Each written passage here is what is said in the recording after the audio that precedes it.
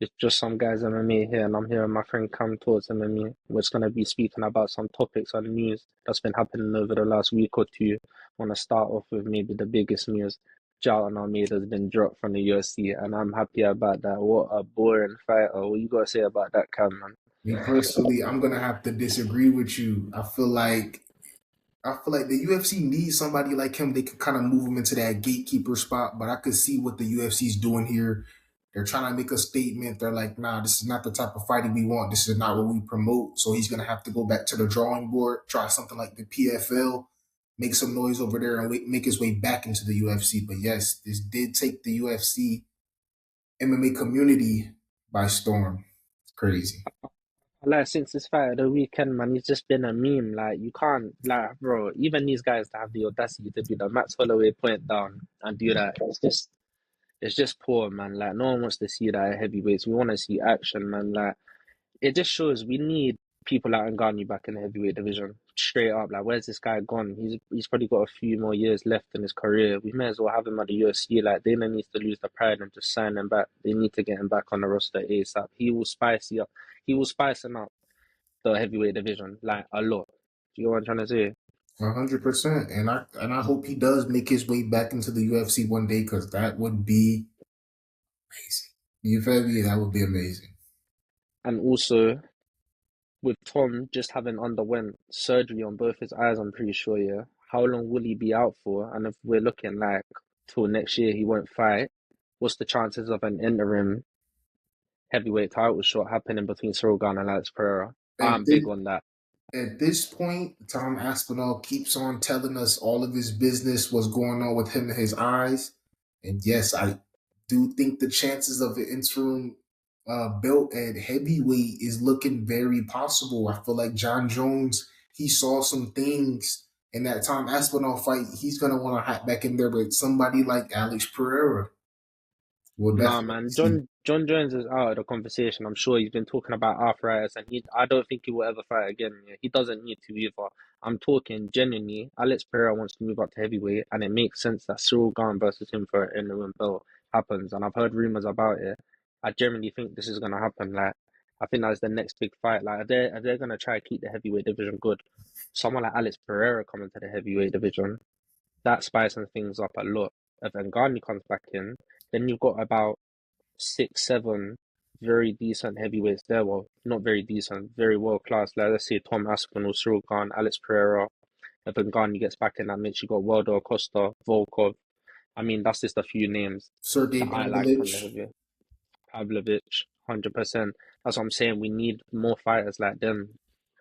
But at this point, for Tom, it does look quite dark. I kind of feel sorry for him about the eye surgery and that. It does look bad. Like, did you see the video of him after Yeah, he had the surgery, all bloodshot, and that did look quite bad? yeah. But then there's another subject we've got to talk about, just a brief one. But Shakur Stevenson went on Aiden Ross's stream and he said USC will never be bigger than boxing and he thinks he would beat Ilia Topuria in a boxing match. I don't know how I feel about that. I mean, I know boxing probably will stay bigger.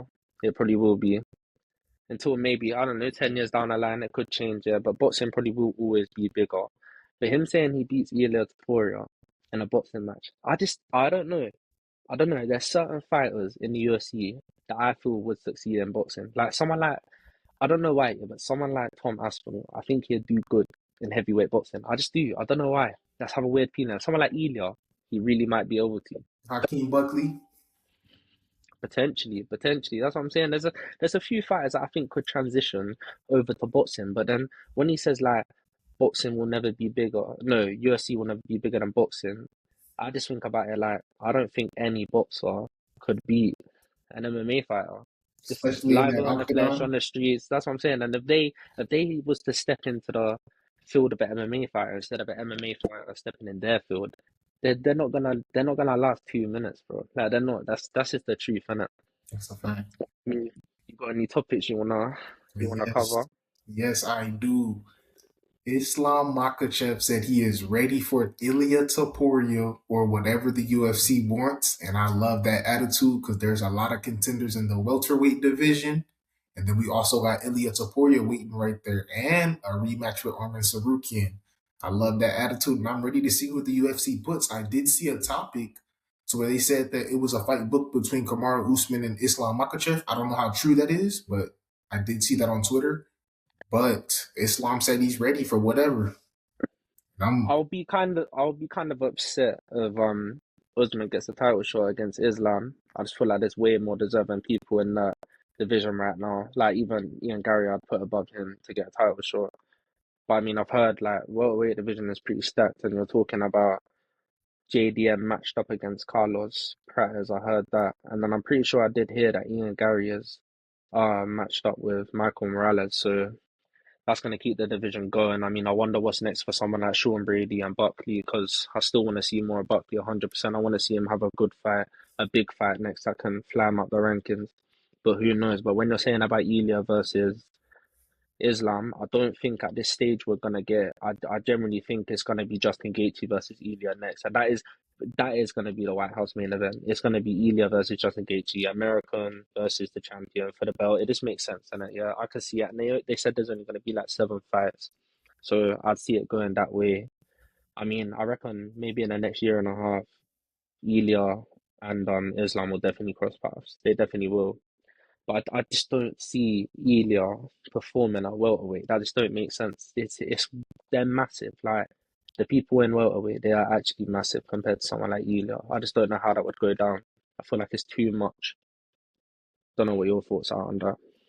honestly, if they were to fight at 155, I think Ilya does have a true puncher's chance because he is very slick with the boxing, very good head movement. But hey, we are talking about Islam Makhachev, some of the most dangerous grappling we've ever seen, some of the craziest control time you'll ever see, some of the craziest world class jujitsu ever. You know what I'm saying? In history of MMA, history of UFC. He's just that dude when it comes to the grappling. But hey, Ilya Taporia never been submitted, never been finished. You know what I'm saying? So we do And he has a good submission game of his own. very underrated. It's kind of like it's like a flip flop with Armin Sarukian. His striking is underrated because his wrestling is so good. The thing with Ilya Taporia, his boxing is so good that it makes his grappling very underrated. So we do have a banger fight on our hands, and personally, I would love to see that fight. But you know, there is other contenders, but I would love to see that. Armin is gonna have to wait, and I mean, I'm pretty sure Dana White said it's something to do with the headbutt and Dan Hook, or something like that plays into it. Part of But it, yep.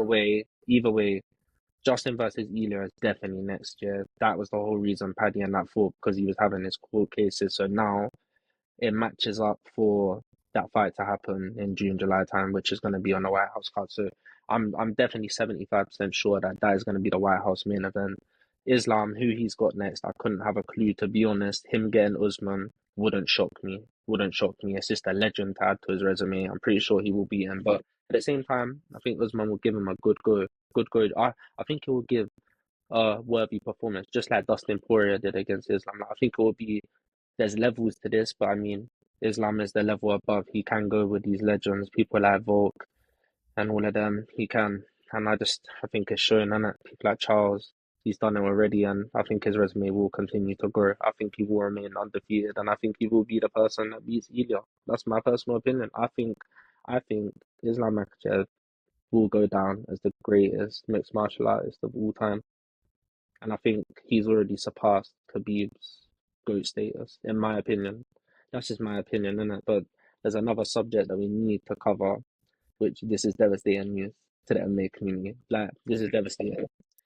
Shavkat is gone. Like, Shavkat is now gone from the MMA scene.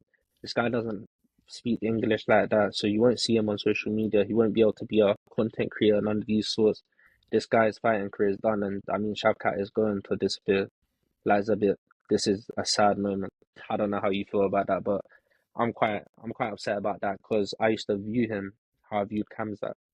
I viewed him as someone that I knew was always going to be champion. Kamzat fulfilled that prophecy for me.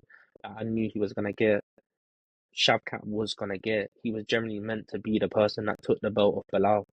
JDM did it instead, but that was meant to be his belt, and he was going to be champion then. But I don't know, man. Me, Sad day.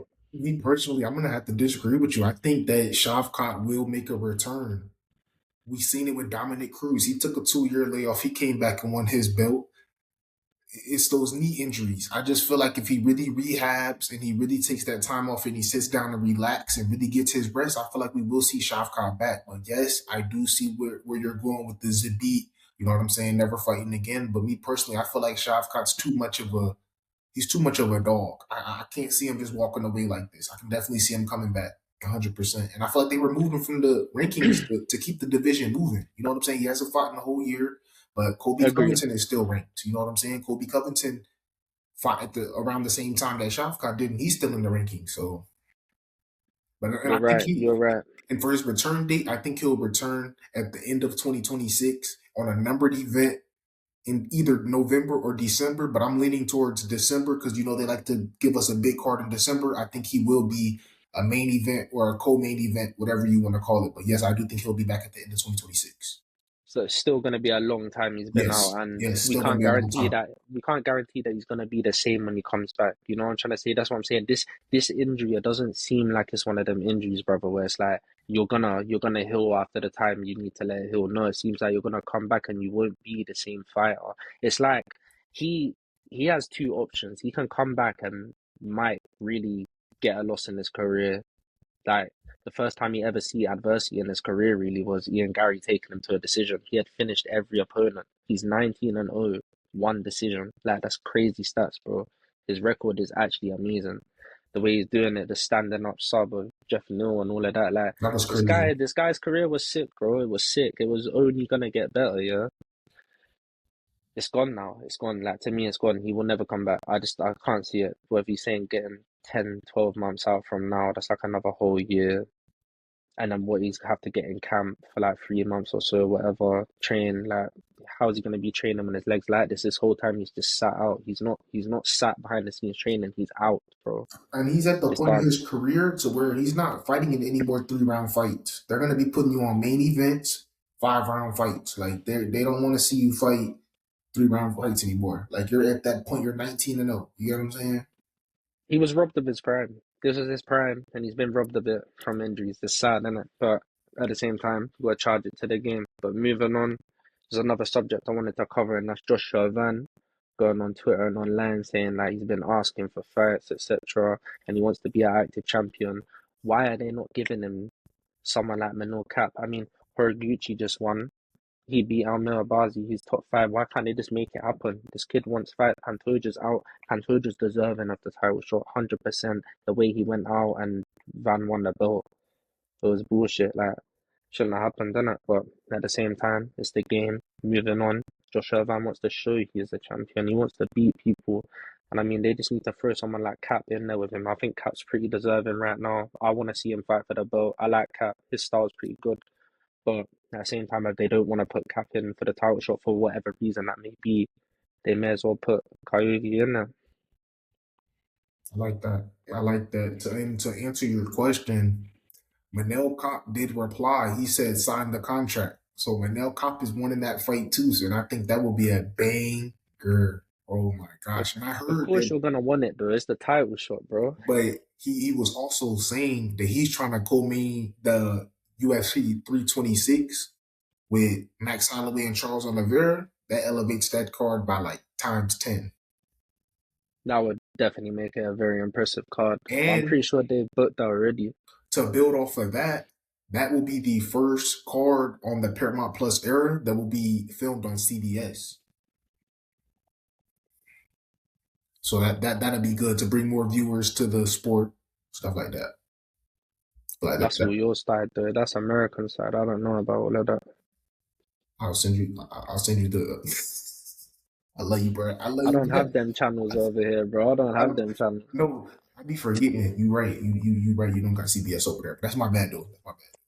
But yes, it will be on CBS for all American viewers. They will have the prelims on CBS, and then they'll have the main card on Paramount Plus for anybody that was curious or didn't know. UFC 326 Oliveira versus Max Holloway. How do you feel about um what's it called? I can't remember his name. Is it Zion Clark, the guy with no legs? He's having a grappling match with Walter Walker. How's that play? Walter Walker just goes for heel hooks. How's that play? This guy's got no legs, bro. Like what? What's going on? Hey, so you remember you know Torrance Finley, right? When he fought Yeah, Jacob yeah, yeah. Malkoun, Mhm. one of the announcers, it's pretty funny. Hopefully this makes you laugh.